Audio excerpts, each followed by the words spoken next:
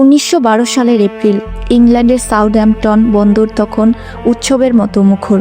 মানুষের ভিড়, ব্র্যান্ডের সুর, হাত নাড়ানো আত্মীয়স্বজন, সব কিছুর কেন্দ্রবিন্দুতে দাঁড়িয়ে বিশাল এক জাহাজ RMS টাইটানিক।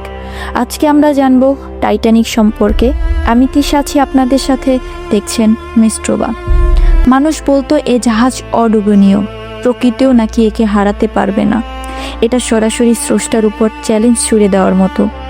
10 এপ্রিল টাইটানিক তার প্রথম যাত্রা শুরু করে নিউ ইয়র্কের উদ্দেশ্যে। জাহাজে ছিল ধনী, গরিব, অভিজাত, সাধারণ সব শ্রেণীর মানুষ। প্রথম শ্রেণীতে বিলাসিতা, ঝাড়বাতি, রাজকীয় ডিনার।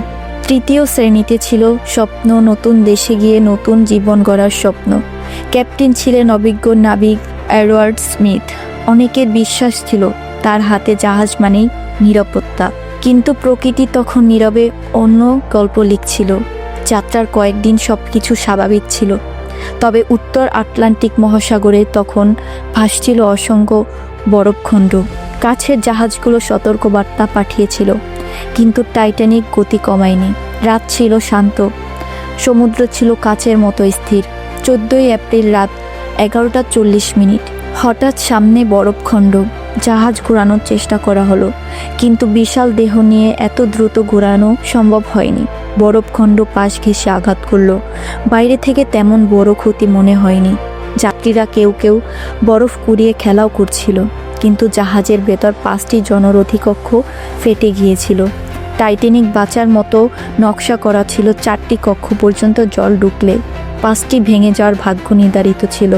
অনেকে জানতো না যাত্রার আগেই কয়লার ঘরে আগুন লেগেছিল। কর্মীরা সেটি নিয়ন্ত্রণে রেখেছিল, কিন্তু তাপ জাহাজের এক পাশের লোহা দুর্বল করে দিয়েছিল, এমন ধারণা আছে কিছু গবেষকের। জাহাজে 2200 জনের বেশি মানুষ ছিল, কিন্তু লাইফ বোট ছিল প্রায় অর্ধেকের জন্য। নারী ও শিশু আগে যাবে এই নির্দেশে দেওয়া হলো। অনেক পুরুষ দাঁড়িয়ে রইলেন ডেকে, স্ত্রী ও সন্তানের বিদায় জানিয়ে। দুঃখের বিষয়, প্রথম দিকের অনেক লাইফবোট অর্ধেক খালি অবস্থায় নামানো হয়েছিল, কারণ মানুষ তখনও বিশ্বাস করছিল জাহাজটি পুরোপুরি ডুববে না। রাতের অন্ধকারে টাইটানিক বিপদ সংকেত পাঠালো। রকেট ছোড়া হলো। কাছাকাছি ছিল একটি জাহাজ। তারা আলো দেখেছিল, রকেটও দেখেছিল, কিন্তু তারা বুঝতে পারেনি এটি বিপদ সংকেত, অথবা হয়তো ভুল সিদ্ধান্ত নিয়েছিল। সহায়তা এলো অনেক দূর থেকে। RMS গ্রাফ-এথিয়া ধীরে ধীরে ছুটে এসেছিল। ডেকের উপর তখন বিশৃঙ্খলা, কান্না, চিৎকার, প্রার্থনা। তবু জাহাজের ব্র্যান্ড শেষ মুহূর্ত পর্যন্ত সুর বাজিয়েছিল মানুষকে শান্ত রাখতে। টাইটানিকের সামনের অংশ সম্পূর্ণ ডুবে যায়। তারপর বিশাল দেহটি ভেঙে 2 টুকরো হয়ে সমুদ্রের অতলে হারিয়ে যায়।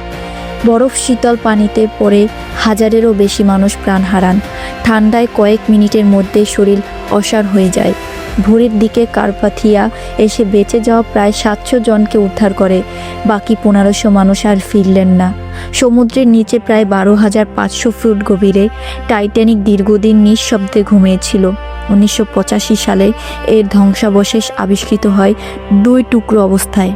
টাইটানিক শুধু একটি জাহাজ ডুবির গল্প নয়, এটি মানুষের স্বপ্ন, ভুল, সাহস আর আত্মত্যাগের গল্প। আজও যখন সমুদ্রের দিকে তাকানো হয়, মনে হয় গভীর নীল জলের নিচে ঘুমিয়ে আছে এক বিশাল শিক্ষা, যে শিক্ষা বলে প্রযুক্তি যতই বড় হোক, মানবতা আর সতর্কতার বিকল্প নেই। প্রকৃতির সামনে মানুষের অহংকার খুবই ছোট। এরকম আরও রোমাঞ্চকর ভিডিও দেখতে আমাদের সাথেই থাকুন।